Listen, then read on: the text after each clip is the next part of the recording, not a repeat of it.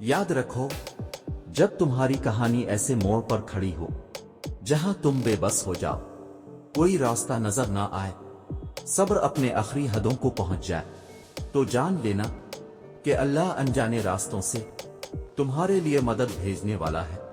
तुम्हारी आजमाइश का इख्तिताम हो चुका, अब वो तुम्हें माजिज़ों की राह दिखाने वाला है। अल्लाह ताला ने कुरान मजीद में फरमाया, ए ईमान वालो, सब्र और नमाज से मदद लिया करो, बेशक अल्लाह सब्र करने वालों के साथ है। देखो, अल्लाह खुद बता रहा है कि वो सब्र करने वालों के साथ का है, कि वो सब्र करने वालों से मोहब्बत करता है। जब कभी तुम्हारा सब्र थकने लगे तो ये आयत याद कर लेना।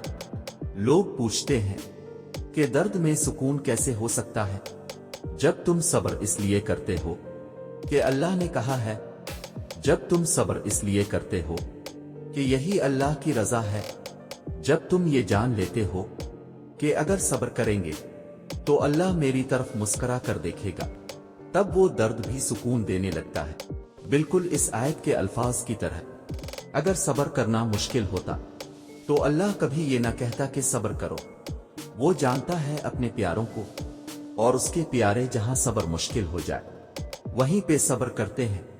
सब्र तुम्हें तोड़ देगा, तुम्हारे वजूद को रेजा रेजा कर देगा, तुम्हें थका देगा, इतना कि तुम्हें लगेगा जैसे ये तुम्हारी कहानी का इख्तिताम है। लेकिन तुम फिर भी दुआ मांगना मत छोड़ना। आजमाइशें तुम्हें हिम्मत हार जाने की हर मुमकिन वजह देंगी, लेकिन तुम्हें अल्लाह की मोहब्बत के लिए आगे बढ़ना है। तुम्हें अल्लाह का वदा याद रखना है, तुम्हें फिर भी अल्लाह को पुकारना है।